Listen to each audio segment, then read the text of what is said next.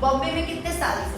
मैं जनवरी 2011 में शिफ्ट हुआ था बॉम्बे। और फिर आप कहाँ से, कैसे, सब कुछ बताइए मुझे। मैं बेसिकली उत्तर प्रदेश से हूँ। उत्तर प्रदेश डिस्ट्रिक्ट रायबरेली से 24 किलोमीटर जो भी गाना है रायबरेली में। वो बरेली। अच्छा। ये रायबरेली ओह। लखनऊ के पास। आप ये भी कह सकती हैं जहाँ से इंदिरा गांधी जी चुनाव लड़ती थी, सोनिया गांधी जी चुनाव लड़ती थी। रायबरेली से 24 किलोमीटर दूर मेरा गांव, जिसका नाम रायपाट है, मैं वही का भी। और पैदा मैं अपनी नानी के यहाँ हुआ हूँ, जिला उन्नाव में मैं अपनी माँ के यहाँ पैदा हुआ हूँ। 4 भाइयों में मैं सबसे छोटा हूँ। और आपके भाइयों के नाम क्या है? मेरे भाइयों के जो नाम है, वो सबसे बड़े भाई का नाम है रामेंद्र कुमार शुक्ला, फिर उत्कर्ष, फिर संघर्ष, फिर मैं सहर्ष। So beautiful. पहले Words डाल के ये मेरे पिता ने सबके नाम रखे। और रामेंद्र का भी नाम जो मुझे पता है निष्कर्ष था पहले, निष्कर्ष, उत्कर्ष, संघर्ष, सहर्ष, लेकिन कुछ तो कोई वजह थी कि फिर उनका निष्कर्ष की जगह रामेंद्र नाम हुआ। And then फिर उसके बाद मैं जॉइंट फैमिली से हूँ। हम वर्षों से, हम पीढ़ियों से हम एक साथ ही रहे हैं परिवार में। हम साथ में ही हमारा रहना होता है, खाना होता है वर्षों से। और हमारे ग्रैंडफादर्स के भी भाई से बहुत लंबा है कि हम सब साथ ही रहते हैं, एक ही जगह खाना बनता है, एक ही जगह हम सब खाते हैं। अभी भी वो परंपरा चली आ रही है और मैं उम्मीद करता हूँ कि परंपरा हमारे चलती रहे, एक साथ रहे। बिल्कुल। तो ऐसा था। और जॉइंट फैमिली से हूँ, सबका प्यार, सबकी मोहब्बत हमें हमेशा मिलती है। हमारे यहाँ कभी कोई फर्क भी हमें नहीं महसूस हुआ। ये हमारे पिता हैं, ये हमारे चाचा हैं, या हमारी माँ है, ये हमारे चाचा हैं, या हमारे ग्रैंडफादर हैं, उनके भाई, सबका बराबर सहयोग और प्यार हमें निरंतर मिला है। बचपन की जो हमारी एजुकेशन है, शिक्षा है, गांव में ही हुई है। गांव का जो तौर तरीके है, सरकारी स्कूल में जो पढ़ना है वही था। हम गाँव में अपने घर से पैदल जाते थे सरकारी स्कूल दिल्ली में। मुझे याद है मेरा जो स्कूल था, प्राथमिक विद्यालय आयहार नाम था। 1 से लेकर 5 तक की मैंने वहाँ पढ़ाई की। जाना, सबसे पहले पेड़ पत्ती सब बिनना, कूड़े फेंकना, अपने आप टाट बिछाना, वो सब खुद हम लोग सब करते थे। झाड़ू लगाना, स्कूल को साफ करना, पूरे स्कूल को साफ करना, क्लासरूम को साफ करना। अभी वैसा होता है? वो सिस्टम वही था। अभी थोड़ा परिवर्तन हुआ तो नहीं, हमारे यही था कि हमको स्कूल में जाना है, सबसे पहले पूरे बच्चों को स्कूल की सफाई करनी है, क्लासरूम की सफाई करनी है, और टीचर का कुर्सी, डेस्क सब कुछ साफ करना है। उसके बाद जब सब कुछ फिट हो गया, सारी चीज़ें हो गई, प्रार्थना हो गई, उसके बाद क्लास शुरू हो गई। तो ऐसा हुआ है। तो क्लास से लेके 1 से 5 तक हमने वहाँ पढ़ाई की। फिर वही बगल में ही एक दूसरा स्कूल था, गणेश विद्यालय इंटरमीडिएट कॉलेज। क्लास 6 से लेके 10 तक हमने वहाँ पे पढ़ाई की। 10वीं में साइंस का स्टूडेंट रहा हूँ। और उसके बाद 10 के बाद फिर गांव से ही दूर 6 किलोमीटर दूर एक और दूसरा इंटर कॉलेज था, बैसवाड़ा इंटर कॉलेज। मैंने वहाँ से 11-12 की पढ़ाई की। तो फिर मैंने बायोलॉजी का तब स्टूडेंट हुआ, साइंस का था। मैंने अपनी बुआ के यहाँ रह के पढ़ाई की पूरा 2 साल। और उसके बाद फिर वो ख़त्म किया। फिर वही बगल में पास में एक और बैसवाड़ा ग्रेजुएशन कॉलेज था। मैंने ग्रेजुएशन फर्स्ट ईयर में मैंने एडमिशन लिया। फिर धीरे धीरे थोड़ा सा मेरा मन कुछ ऐसा मन किया मेरे मन में, थोड़ा शहर की तरफ बढ़ना है। ऐसे कुछ ख्याल आने शुरू हुए कि गांव का सफर बहुत अच्छा रहा है, बहुत बड़ा, लेकिन अब थोड़ी सी पढ़ाई जो है शहर में किया जाए। तो शहर के लिए मेरी कुछ इच्छाएँ हुई, कुछ मेरा मन हुआ, कुछ दुख हुआ। घर वालों को भी पता चला, घर वालों ने मना किया। सारे लोगों ने गांव में ही पढ़ाई की, गांव में रह के पढ़ाई की है। सब लड़के तुम चाह जाओगे, बट मेरी थोड़ी जिद थी, मेरा मन था। तो मैंने कोशिश करनी शुरू की। घर वालों ने कहा ठीक है, बाहर में एडमिशन हो जाए तो देखते हैं। मैंने कोशिश करना शुरू किया। इलाहाबाद और लखनऊ मेरा तो फोकस था। सौभाग्यवश मेरा लखनऊ में एडमिशन हो गया। मैं मैं लखनऊ गया और मैंने वहाँ ग्रेजुएशन स्टार्ट किया और पढ़ना शुरू किया। शुरुआती दौर में शायद मैं अपनी मौसी के यहाँ नए रहना शुरू किया, मौसी के यहाँ काफ़ी रहा। फिर मौसी के यहाँ से रहने के बाद फिर तो मैं लखनऊ में बहुत अलग अलग जगहों पर रहना शुरू किया। लखनऊ विश्वविद्यालय के पास था, मौसी ऐशबाग में रहती थी, वहाँ उनके पास था। फिर मैं आलमबाग स्टेशन था, फिर लखनऊ हजरतगंज में नरही में था, चिनाट में था, बहुत जगह था। मैं इधर उधर में रहता था। मेरे भाई भी लखनऊ में पढ़ते थे, तो मैं उनके साथ रहता था। और ये ग्रेजुएशन मैं कर रहा था और मैं सिविल की तैयारी, IAS की तैयारी के लिए गया था। बेसिकली मेरा मन वही था। आपको IAS हाँ, मतलब इंटर के बाद कुछ हाई स्कूल करने के बाद कुछ और कोशिश की थी मैंने कि हाई स्कूल पास हुआ, सोचा इससे जो रिलेटेड कहीं जॉब मुझे लग जाए। वो बात नहीं बनी। फिर इंटरमीडिएट जब बायोलॉजी का स्टूडेंट था तो मैंने सोचा इससे रिलेटेड कुछ हो जाए, लाइक CPMT की तैयारी करूँ, चीज़ें करूँ। वो भी बात नहीं बनी। फिर ये हुआ मैं ग्रेजुएशन करूँगा और सिविल की तैयारी करूँगा, IAS की तैयारी करूँगा। वो भी मैं बहुत सीरियसली ही गया था, गंभीरता से ही गया था। लेकिन वो पढ़ाई के दौरान वो 1 साल तो सब यही था। लेकिन धीरे धीरे मुझे ऐसा लगा कि मैंने जो सब्जेक्ट्स लिए हैं उसमें मेरा अपना मन लग नहीं रहा है, उतना मन नहीं लग रहा है। तो फिर मेरे धीरे धीरे मन में ये भी ख्याल आने शुरू हो गए कि जो बच्चे IAS की तैयारी करते हैं तो हैं वो 16 घंटा 17 घंटे पढ़ पाते हैं विषयों में। तो अगर ऐसा मन नहीं लगेगा मेरा तो बात कैसे बनेगी, बात कैसे होगा। तो ये सब मन में बहुत सारी बातें थी कि हाई स्कूल की बात शुरू करने की कोशिश की नहीं हो पा रहा है, इंटरमीडिएट के बाद जो करने की कोशिश की नहीं हो पा रहा है, ग्रेजुएशन के बाद जो चीज़ें मैं करना चाह रहा हूँ वो उससे नहीं हो पा रही है। ऐसा नहीं कि मैं कोशिश नहीं कर रहा हूँ, लेकिन मैं कुछ चीज़ें हो नहीं पा रही है। तो ये निरंतर ग्रेजुएशन के दौरान ही ये जो थोड़ी उलझन भरा जीवन था, बहुत ये 2 साल लखनऊ में चला है और ग्रेजुएशन भी कर रहा था, उलझन भरा जीवन भी चल रहा था कि आखिर मुझे करना क्या है, कौन सा हिस्सा मैं क्या करूँ, कौन सी चीज़ लूँ, कौन सा हिस्सा लूँ। इसमें मेरा पहली जो रिक्वायरमेंट है मेरा मन लगना चाहिए, मेरा मन लगना चाहिए। अब मैं वो कुछ चुनूँगा, ढूंढूंगा जहाँ मेरा मन लगे। तो ये 2 साल हो गया था। धीरे धीरे वहीं पे लखनऊ में रहते बहुत लखनऊ ऐसी जगह है कि सांस्कृतिक कल्चर्स वहाँ होते हैं। तो मैं कभी मुशायरे सुन रहा हूँ, कभी कव्वालियाँ सुन रहा हूँ, कभी ये सुन रहा हूँ, थिएटर देख रहा हूँ, फिर मैं देख रहा हूँ, सब कुछ है। तो धीरे धीरे मेरा बहुत चीज़ों को जब मैं देखने लगा तो मेरा थोड़ा कला के प्रति आकर्षण पैदा हुआ। मेरा एक आकर्षण ही बोलूँगा, शुरू में आकर्षण पैदा हुआ। तो फिल्मों का भी असर होने लगा चीज़ों तो फिल्मों के प्रति आकर्षण पैदा हुआ कि वाह फिल्में अच्छी, जो कि लखनऊ में देख रहा हूँ, नोवेल्टी में, साहू में, इधर उधर, जो कि गाँव में इतना नहीं मिलता था। गाँव में तो फिल्में देखना होता था, चूँकि पढ़ाई का माहौल बहुत अच्छा था, आज भी अच्छा है। तो फिल्मों का नहीं रहा है कभी कि फिल्में देखो।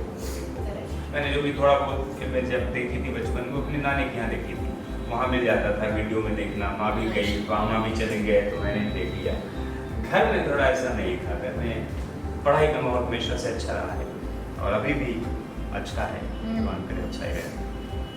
वहाँ धीरे धीरे मेरा कला के प्रति आकर्षण पैदा हुआ, फिल्मों के प्रति आकर्षण पैदा हुआ, चीज़ों के प्रति आकर्षण हुआ। तो काफ़ी मैं सोचने लगा कि क्या इसमें मेरा कुछ हो सकता है, क्या इसमें मैं कुछ किसी कला की विधा में मेरा अगर कुछ बन जाए मामला। तो धीरे धीरे कुछ जो भी समझ में था, मुझे लगा नहीं कि ये तो शायद मैं नहीं कर पाऊँगा, ये अंदर नहीं है, वो नहीं है, वो नहीं है। तो अभिनय के प्रति, कुछ एक्टिंग के प्रति आकर्षण पैदा हुआ, सिर्फ आकर्षण पैदा हुआ। तो मैंने सोचा मैं इसमें थोड़ा पता लगाता हूँ। तो आकर्षण जब तेज हुआ और ये हुआ, मैं इसके पता लगाना पहले शुरू करता हूँ। तो मैं वहीं हजरतगंज में पास में यूनिवर्सल बुक स्टॉल है, किताबें वहाँ बहुत मिलती है, पढ़ता रहता था हमेशा लाइब्रेरी में। तो मैंने उनको बोला कि आपके पास ऐसी कोई पुस्तक है क्या जिससे मुझे ये पता चले कि अगर एक्टिंग में करियर बनाना है, अभिनय में कुछ करना है, तो क्या किया जाए। तो मुझे याद है उन्होंने मुझे एक पुस्तक दी थी, उसका नाम था all India directory music and fine arts, book का नाम था, और सैग पब्लिकेशन की थी, SKP। तो याद है वो पुस्तक मैंने ली, शाम को ली थी, और उस किताब को मैंने उसी वक्त पढ़ना शुरू किया, और रात को 10 बजे तक मैंने उस किताब को खत्म पढ़ते हुए पूरा, मुझे क्योंकि अभी मेरा ब्रेन इस तरह वर्क कर रहा था कि मुझे अब डिसीजन लेना है स्ट्रॉन्ग, जो भी है क्योंकि वो सब था ना मन में कि ये करना चाह रहा हूँ नहीं हो पा रहा है, वो करना चाह रहा हूँ नहीं हो पा रहा है, ये करना चाह रहा हूँ नहीं हो पा रहा है। तो अगर ऐसा सिलसिला चला तो एज निकलती जाएगी, चीज़ें निकलती जाएगी, परिवार भी पूछता रहता है कहाँ क्या कर रहे। उस पुस्तक में मुझे पूरे हिंदुस्तान और पूरी दुनिया के जितने भी फाइन आर्ट्स के स्कूल थे, चाहे वो एक्टिंग हो, म्यूजिक हो, डांस हो, सबके इंस्टीट्यूट के बारे में जानकारी, क्या एडमिशन प्रोसेस है, क्या फीस है, सब कुछ पता मुझे उस दिन चला। उसी दिन मुझे पता चला कि NSD national school of drama क्या है, कुमार फिल्म क्या है, भारतीय नाट्य अकेडमी क्या है, लैम्डा क्या है, रिस्पा क्या है, न्यूयॉर्क फिल्म अकेडमी क्या है, गंधर्व महाविद्यालय क्या होता है, भातखंड क्या है। उस पुस्तक में सबका जिक्र था, पूरी फाइन पेंटिंग के जितने बड़े हिंदुस्तान में स्कूल में सब था। और मेरा अभिनय से रिलेट हुआ तो उसमें भारतीय नाट्य अकेडमी का इंटरेस्ट था, और रात को मैं बस पकड़ी 4 नंबर की जो गोमती नगर जाती थी, वहाँ भारतीय नाट्य अकेडमी था। मैं रात को पहुँचा हूँ 10 साढ़े 10 बजे, तब तक इंस्टीट्यूट बंद हो चुका था, थोड़ी ठंडी का माहौल था। एक दादाजी थे वहाँ पे आग जला के ताप रहे थे, मैंने उनसे इच्छा जाहिर की कि मैं सीखना चाहता हूँ उस चीज़ को, एक्टिंग से रिलेटेड, कहीं भी जाना है, फिल्मों में काम करना है, कुछ भी करना है, सीखना पड़ेगा, ये समझ में आ गया था। उन्होंने बताया हाँ ये इंस्टीट्यूट है, यहाँ 2 साल का कोर्स होता है और 4 महीने की वर्कशॉप भी होती रहती है, 1 महीने की चीज़। फिर मैंने उनसे पूरी जानकारी ली, कब होती है बताइए कैसे। मुझे लगता है मार्च की बात है, मार्च में ये सब बातें मैंने सबकी थी, बोले मई से वर्कशॉप शुरू। मैं अलर्ट था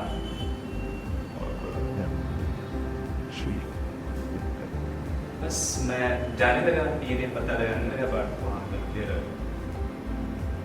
सब मिलते थे तमाम कोई। उसी वक्त फिर वहाँ नाटक देखने लगा मैं भारतीय नाट्य अकेडमी में। तो जो लोग नाटक करते थे वो मैं उनको बड़ी बड़ी आंखों से फटी हुई आंखों से अनुभव से मैं देख रहा था, उनसे पूछना, प्रश्न करना, जैसे वो मुझे बहुत आकर्षक चीज़ें लगने लगी। उनसे गिरना, उनसे बातें करना, उनको स्टेज पे परफॉर्म करते हुए देखना, तो बस वो आकर्षण था। और मेरा था मैं इसको सीखना चाहता हूँ ताकि इसको कुछ सीख लूँ। तो बात बस इतनी थी कि इस कला को मैं सीखूं और मैं कुछ तो मैं भी अपना जीवन में आगे रोजी रोटी का कुछ करूँ, इतनी ख्वाहिश थी और ज़्यादा कुछ नहीं था। वर्कशॉप की पता चला वर्कशॉप होगी, मैंने भी अप्लाई किया।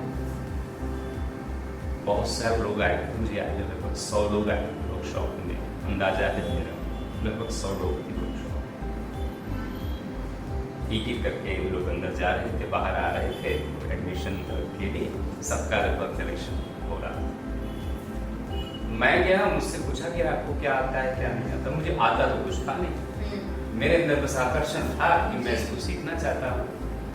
और मैं आता कुछ नहीं, मैं सीखना चाहता हूँ, कुछ तो कर सकते हो। सबने पूछा, वो जो बोर्ड में बैठे थे, मैं कुछ नहीं कर सकता, मुझे आता ही नहीं कुछ, कभी किया ही नहीं था मैंने उसका उसका। बोले ठीक है जाओ। तो मैं बाहर खड़ा था, लगभग मुझे याद है सबका सिलेक्शन हो गया था उस वर्कशॉप में पढ़ने की। 99 मेरा नहीं हुआ और मैं बाहर खड़ा लेने में उदास था बहुत ज़्यादा कि मेरा नहीं। और ये उदासी इस हद तक थी कि मतलब आंखों में आंसू आ गए थे कि बस मुझे सीखना है, बट मुझे नहीं आता है। ये लगभग शाम हो गई थी, पता नहीं उन सारे लोगों ने क्या सोचा, पता नहीं क्या सोचा। कहते ठीक है, इससे भी बोल दो फीस जमा कर दे, आ जाए 500 रुपए जमा करते आ जाए। तो मुझे याद है 500 रुपए तब वर्कशॉप की 1 महीने की फीस। मेरी खुशी का ठिकाना नहीं था कि ये ले रहे हैं। मैंने 500 रुपए दिया और मैंने वर्कशॉप पे बस गया वर्कशॉप में। अब बस एक ही मेरे पास एक ही चारा था कि इस जो भी सिखाया जाएगा उसको दिल से सीखना है, शिद्दत से सीखना है, मन से सीखना है, इसमें अब कमी नहीं छोड़नी। देखते हैं क्या चीज है। बस वर्कशॉप शुरू हुई और हर वर्कशॉप के हर एक्सरसाइज में, हर चीजों में मन लगा के करता गया और वो जो मन लगाता गया लोगों को अच्छा लगने लगा, आसपास के साथियों को, टीचरों को, तो उससे उत्साह मेरा बढ़ने लगा कि अरे वाह, शायद मैं ये चीज कुछ कर पा रहा हूँ, कोशिश कर रहा हूँ और कर भी पा रहा हूँ। क्योंकि इसके पहले क्योंकि इसके पहले मैं देख रहा हूँ कि मैं मैथ समझने की कोशिश कर रहा हूँ, लेकिन मैं मैथ उतनी अच्छी नहीं समझ पा रहा हूँ जो मेरे बगल के घर वाले फटाक से जैसे समझ रहे हैं। मैथ हो, फिजिक्स हो, केमिस्ट्री हो, तो मैं देख रहा हूँ कि मेरे घर ही में लाइन है, कोई फिजिक्स से एमएससी है, कोई केमिस्ट्री से एमएससी है, कोई मैथ से एमएससी है, कोई ये है, तो वो जैसे समझ रहे हैं। मैं कोशिश कर रहा हूँ बट मेरे इधर वो समझ नहीं आ पा रही।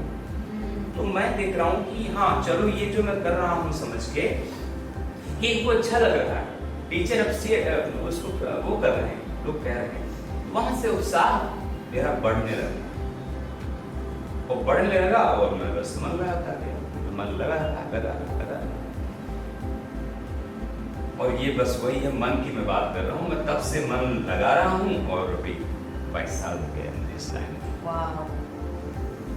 तो मैंने पूरी शिद्दत से कोशिश भी की कि मैं इस कला को मैं सीख सकूं, मन लगा सकूं, मेरा मन लगा रहे और सबका आशीर्वाद था, ईश्वर का कृपा था कि मेरा मन लगता गया, चीजें होती गई। इसी तरह 2000 से 7 तक थिएटर के माहौल में रहा। लखनऊ में पुनः फिल्म स्कूल में सौभाग्यवश मेरा एडमिशन हो गया। मैं 3 साल में वहाँ जम के पढ़ाई की, सीखा। पूना में आप FTI, तो फिर आप एडमिशन मतलब जिनको अगर करना हो तो कैसे प्रोसेस कैसे होता है, क्या ऑडिशन देना पड़ता है, क्या होता है एग्जैक्ट? उसका एग्जाम होता है, ऑल इंडिया लेवल पे एग्जाम होता है। सबसे पहले रिटन एग्जाम होगा, नहीं, उसमें बहुत सारी चीजें पूछी जाती है। जहां तक मेरा अंदाजा है, जब मैंने एग्जाम दिया तो और अभी भी कभी पूछता हूँ, रिटन एग्जाम में लगभग सारे सब्जेक्ट से थोड़ा सवाल आता है। तो वो उसका थोड़ा सा लॉजिक मेरी समझ में आता है कि ऐसा क्यों करते हैं। तो एक IAS लेवल का, जो कि FTI में काफी IAS जो थे निदेशक थे, IAS लेवल की बंदे पेपर बनाते हैं। तो एक ऐसी भी बहुत बड़ी वजह है वो पेपर बनाने की कि अगर आपको आसपास के समाज के चीजों का अंदाजा नहीं है तो आप फिर अभिनय को, सिनेमा को कैसे समझोगे। आप न्यूज़पेपर नहीं पढ़ रहे हैं, आपको पॉलिटिक्स का नहीं ज्ञान है, आपको सिनेमा का नहीं है, आपको खेल का अंदाजा नहीं है, आपको इधर नहीं है, उधर नहीं है, सब कुछ हर चीज का अंदाजा नहीं है। वो जो प्रश्नों की छड़ी होती है, जो सवाल होते हैं, इनमें लगभग सब कुछ थोड़ा पूछते हैं। जो मुझे याद है तब उसमें थोड़ी मैथ्स भी पूछ रहे हैं, थोड़ी मैथ है, थोड़ा ये है, और आपको सिनेमा के बारे में पूछ रहे हैं, थिएटर के बारे में पूछ रहे हैं, कला के बारे में पूछ रहे हैं, इंडियन थिएटर भी पूछ रहे हैं, वर्ल्ड थिएटर भी पूछ रहे हैं, इंडियन सिनेमा भी पूछ रहे हैं, वर्ल्ड थिएटर भी पूछ रहे हैं। सब कुछ जितने सब्जेक्ट हो सकते हैं सबसे थोड़ा आपको पूछते हैं। तो मेरे वक्त में मुझे जब लोग समझाते थे कि बुक पढ़ो, न्यूज़पेपर पढ़ो, मैगजीन पढ़ो, मनोरमा ईयर बुक पढ़ो, सब कुछ पढ़ो, मैं सब कुछ पढ़ा था। तो मैंने देखा था एग्जाम को, रिटन एग्जाम को पास करने में मुझे मदद, क्योंकि सारे सब्जेक्ट से थोड़ा करके सवाल आ गए थे, आधे नंबर के आ गए थे। तो रिटन एग्जाम में बहुत सारे सब्जेक्ट वो ले लेते हैं। अभी का कैसा पेपर बन रहा है मुझे नहीं पता है, लेकिन लगभग वो रिटन एग्जामिनेशन ऐसा था कि आपको काफी पढ़ना पड़ेगा, हर विषय का थोड़ा अंदाजा है। कि मतलब लता जी के बारे में भी पूछ सकते हो, उनके पिताजी के बारे में भी पूछ सकते हो, सब कुछ। खेल के बारे में भी पूछ सकते हैं, सिनेमा के बारे में पूछ सकते हैं, पॉलिटिक्स के बारे में पूछ सकते हैं, सब कुछ किसी भी विषय के बारे में आपसे पूछा जा सकता है थोड़ा थोड़ा। तो आपको एक अंदाजा होनी चाहिए, नॉलेज होनी चाहिए। अभी ओलंपिक होगा या वर्ल्ड कप क्रिकेट हो रहा है, उसके भी प्रश्न आ सकते हैं, तो आपको अलर्ट रहना है, कोई भी विषय आपको नहीं छोड़ना है। तो ये हो गया रिटन एग्जामिनेशन। इसमें अगर बच्चे का सिलेक्शन हो गया, ये पास हो गया, तो फिर लगभग हिंदुस्तान के 4 सेंटर बड़े जो हैं, दिल्ली, कलकत्ता, मुंबई, इधर मद्रास में फिर इंटरव्यू एंड ऑडिशन ऑर्गेनाइज करते हैं। तो जो बच्चे रिटर्न में पास हो गए, रिटर्न निकल गए, उनका अलग अलग सेंटर में जो जिसका नजदीक है इंटरव्यू ऑडिशन। तो जैसा कि आपको शब्द से ये पता है कि इंटरव्यू मतलब साक्षात्कार, ठीक है। ऑडिशन मतलब आपकी स्वर की परीक्षा, ये परफॉर्मेंस जो भी हो सकता है। तो उसमें से जो पैनल बैठा होता है वो आपसे बातचीत करेगा।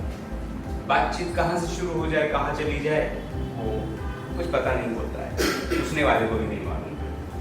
आपने जो फॉर्म भरा है वहीं से बातचीत शुरू हो सकती है, क्या किया है, कैसे किया है, कुछ भी। आपने जो फॉर्म भरा है, बातचीत वहीं से शुरू हो सकती है, वहीं से शुरू हो जाती है। तो कहाँ उसका एंड पता नहीं हो, पूछने वाले बात करने वाले से। जैसे आपने अभी कहीं से भी बातचीत शुरू कर दी, थोड़ा पानी दीजिएगा हल्का, ऐसे खुला, तो बातचीत कहीं भी शुरू हो जाती है। जब वो बात खत्म हो जाएगी, उसके बाद थोड़ा सा आपका ऑडिशन होगा। ऑडिशन स्वर परीक्षा तो भी उसमें वो कुछ सीन दे देते हैं किसी नाटक का या किसी फिल्म का, वो उसको आपको परफॉर्म करना है, या किसी नाटक का सीन हो सकता है तो आपको करना। अच्छा। उसके बाद कुछ इम्प्रोवाइजेशन करा सकते हैं, उसके बाद कुछ और करा सकते हैं, तो आपसे वो पूछ सकते हैं। वो लेने वाले के मजे और आपके करने वाले के मजे पे डिपेंड करता है कि बात कहाँ तक जा सकती है। अगर वो एग्जाम भी आप निकाल लेंगे तो थर्ड एग्जाम होता है, उसको बोलते हैं वर्कशॉप, वो इंस्टीट्यूट के अंदर होता है।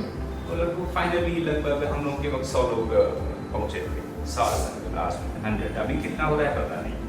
100 लोगों की वर्कशॉप होती है, बहुत सारे टीचर्स होते हैं अलग अलग जो आप पे नजर रखते हैं, बहुत सारे 10, 11, 12 लोग होते हैं। तो ग्रुप्स बनते हैं और ग्रुप में बहुत सारी एक्टिविटीज कराई जाती है, मतलब बहुत कुछ होता है। और वो वर्कशॉप चलती रहती है, लंबा चलती रहती है। मेरे वक्त 3 दिन चलती थी, 4 दिन पहले, उसके पहले 4 दिन चलती थी, अभी क्या चल रहा है पता नहीं। लेकिन उस वर्कशॉप लंबी चल रही होती है और आपको बहुत कुछ दिया जाता है, आपको करना है। बहुत सारी एक्सरसाइज आपको अकेले करनी है, बहुत सारी चीजें आपको ग्रुप में करनी है। तो वो आप उनकी नजर रखिए सबकी, कौन क्या कैसे करता है। फाइनली अभी फिलहाल 10 लोग जो लोग थे को ट्रेन करते हैं। हमारे वक्त 20 लोग थे, बाद में धीरे धीरे कम हुआ, अभी फिलहाल 10 लोगों का चयन। इतने लोगों को छांट के एग्जाम देकर आप इन 20? हाँ, मेरे वक्त हमारा 20 का था, तो मैं 20 का था। वाओ! अगर आपको ये एपिसोड अच्छा लगा, then please like, comment, share, subscribe, and do not forget to press the bell icon.